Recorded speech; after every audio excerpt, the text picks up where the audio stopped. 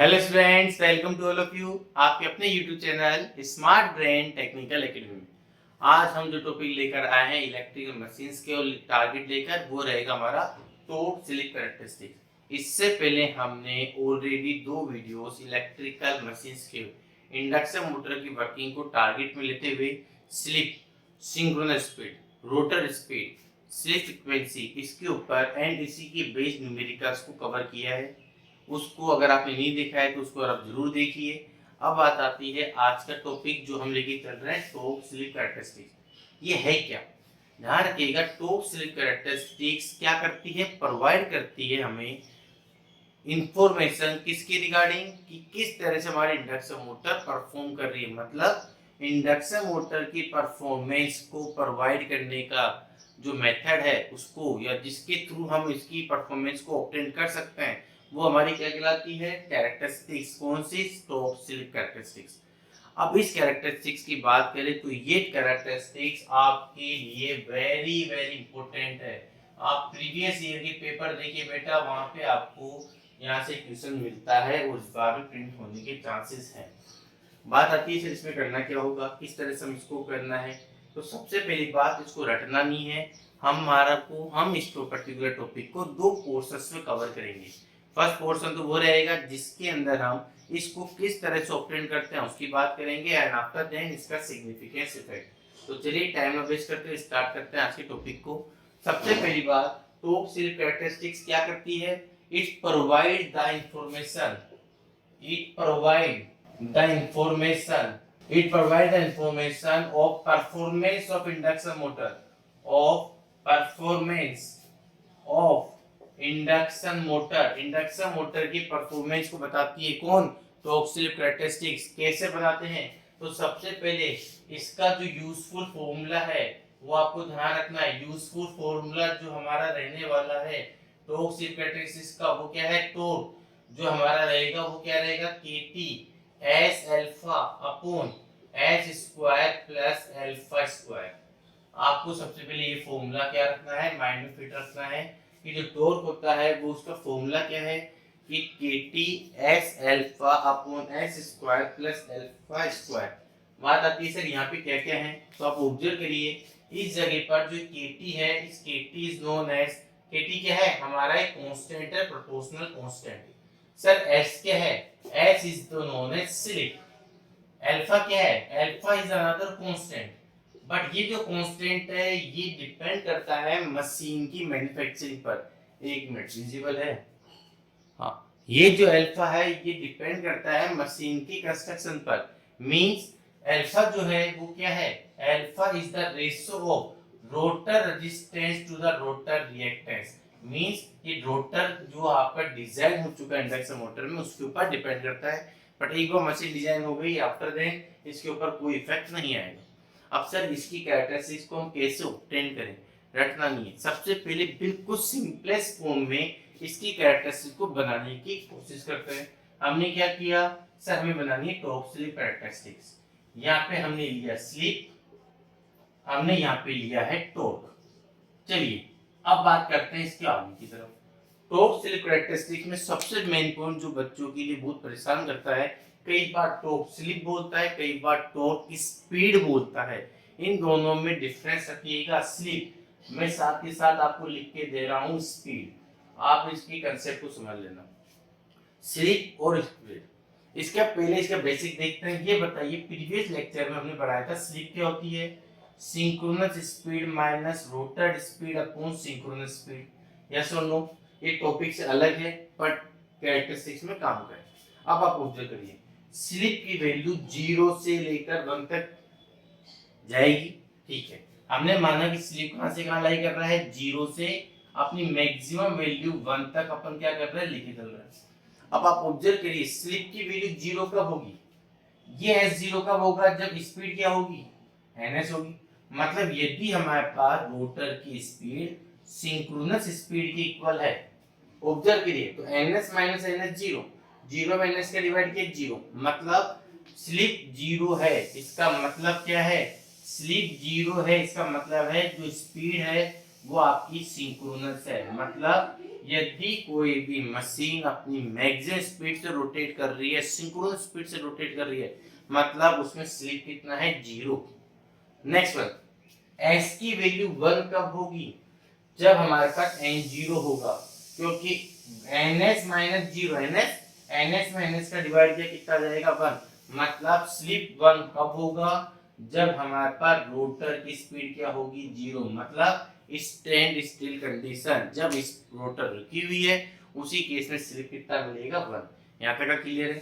साथ में हमारे को यहाँ पर एक ऐसी स्लिप भी मिलती है जिस कंडीशन पे हमारा टॉर्क क्या होता है, मैक्सिमम मिलेगा। क्या मिलेगा, मैक्सिमम टॉर्क हमें यहाँ पर ऑब्टेन होता है। ये भी एक हमें यहाँ पर कंडीशन मिलती है किसकी, मैक्सिमम टॉर्क। चलिए यहाँ तक का कंसेप्ट क्लियर होना चाहिए। अब बनाते हैं हम इसकी कैरेक्टरिस्टिक्स। सबसे पहले ऑक्टेन कैसे बनती है, ये को कंसेप्ट को समझना है, फिर इसकी सिग्निफिकेंस की बात करेंगे। आइए वापस से इक्वेशन नंबर फर्स्ट पर। यदि हम इक्वेशन नंबर 1 की बात करें तो आप ऑब्जर्व करिएगा, 4 अल्फा इज वेरी स्मॉल, और अल्फा नहीं है, स्लिप इज वेरी स्मॉल। हम बात कर रहे हैं स्लिप इज वेरी स्मॉल।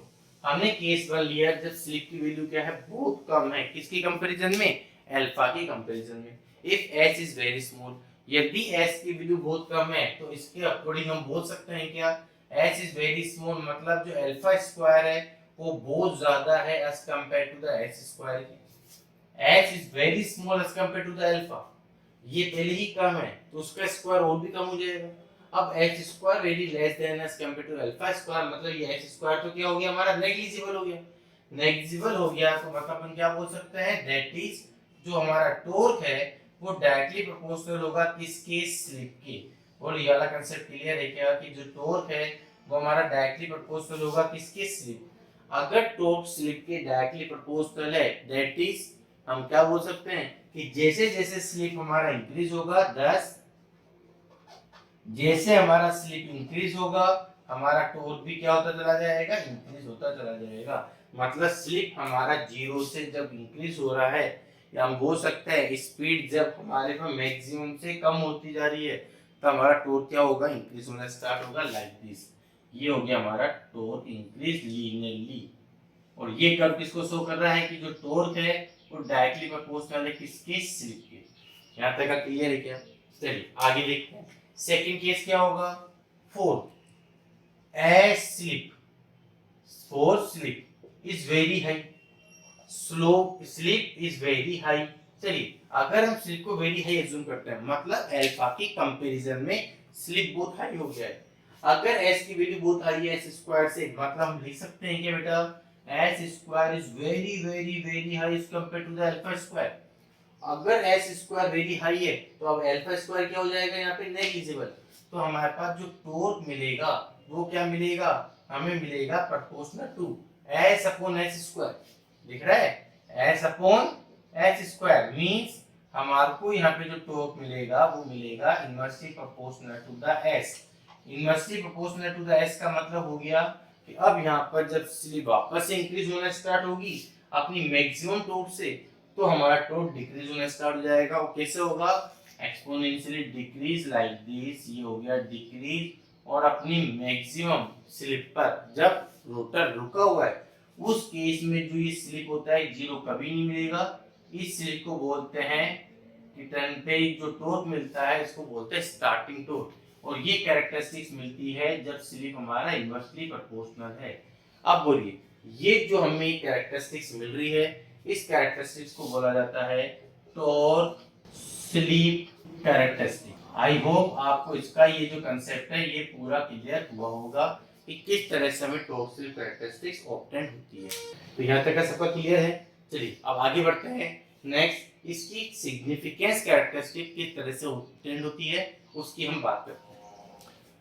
नहीं, अब देखिए हमने बोला है कि अगर आपसे सिग्निफिकेंस पुटअप होता है जिसके अंदर आपको या 10 मार्क्स में आता है तो जो कंप्लीट कैरेक्टरिस्टिक्स होगी टॉर्क स्लिप वो आपको इस तरह से भी रिप्रेजेंट करनी पड़ेगी।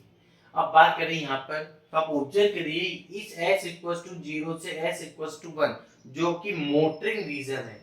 कौन सा रीजन है, मोटर। मोटर मतलब इंडक्शन मोटर का जो रीजन है उसको हमने यहाँ पर ऑलरेडी ऑब्टेन किया है। मींस एक्चुअल कैरेक्टरिस्टिक्स तो ये है, but induction motor motoring mode पर ही ऑपरेट ना होकर अलग अलग मोड पर भी ऑपरेट होती है। उसके लिए जो कंप्लीट कैरेक्टरिस्टिक्स है वो आपको ये बनानी है। अब देखिए यहाँ पर क्या है, सबसे पहला case motoring mode. Motoring mode में हमें क्या दिख रहा है कि कौन सा रीजन है मोटरिंग मोड का, एक ऐसा रीजन जहां पर स्लिप की वैल्यू हमारे पास 0 से तो ग्रेटर है एंड 1 से कम है। स्लिप की वैल्यू 0 और 1 के बीच में है। मींस हमारे पास जो मोटर है वो रोटेट होगी कहां पर, जो स्पीड है मोटर की वो क्या रहेगी, 0 से ग्रेटर है और सिंक्रोनस स्पीड से कम है। 0 से ग्रेटर और सिंक्रोनस स्पीड से कम है, मतलब इस पर्टिकुलर रेंज में यदि मोटर रोटेट कर रही है तो किस रीजन में है, वो रीजन है हमारा मोटरिंग रीजन, इंडक्शन मोटर। अब बात आती है कि सर क्या दिख रहा है, अगर स्लिप की वैल्यू 1 से भी हाई हो गई, स्लिप की वैल्यू 1 से भी हाई हो गई मतलब स्पीड अब और भी कम होती जा रही है। अब ये बताइए 0 से स्पीड कम होने का मतलब स्टार्टिंग टॉर्क को और रिड्यूस करना है, तो ये रीजन कौन सा है, ब्रेकिंग रीजन। मतलब if slip is greater than 1, अगर स्लिप की वैल्यू 1 से हाई चली जाती है उस केस में हम क्या बोल सकते हैं कि भैया हमारे पास यहाँ पर जो मोटर की स्पीड है और भी कम हो जाएगी। तो ये रीजन किसका है, ब्रेकिंग रीजन का है। किसका रीजन है, ब्रेकिंग रीजन का हमारे पास रीजन चले जाएगा। आगे बढ़ते हैं, चलिए सर यहाँ पर क्या हो जाएगा, जनरेटिंग रीजन। अगर स्लिप की वैल्यू 0 से कम है मतलब if the slip is negative, slip is negative. और ये बताइए स्लिप नेगेटिव कब मिलेगा, जब हमारे पास रोटर की स्पीड सिंक्रोनस स्पीड से भी हाई हो जाए, मतलब जो हमारा स्टार्टिंग टॉर्क है या स्टार्टिंग मैग्नेटिक फ्लक्स का जो स्पीड है उससे हाई स्पीड पे चली जाए। उस केस में हमारे पास जो रोटर की स्पीड है सर वो हमारी सिंक्रोनस स्पीड से भी हाई हो जाएगी। और ये जो कंडीशन होती है इस कंडीशन में किस तरह से वर्क करेगा, जनरेटिंग रीजन के अकॉर्डिंग वर्क करता है। तो आई होप अब आपको इसका कंप्लीट कैरेक्टरिस्टिक्स किस तरह से ऑब्टेन्ड होती है वो आपका कंसेप्ट क्लियर हुआ होगा। प्लीज आप इस वीडियो को अगर पसंद आई है तो लाइक जरूर करें, क्योंकि आपके लाइक से हमें मोटिवेशन मिलता है। हमें लगता है कि नहीं भैया हम बहुत अच्छा काम कर रहे हैं। तो प्लीज हमें मोटिवेट करने के लिए, चैनल को पसंद करने के लिए प्लीज वीडियो को लाइक जरूर करें। चैनल सब्सक्राइब नहीं किया तो चैनल को सब्सक्राइब करना ना भूलें। Thank you and very much.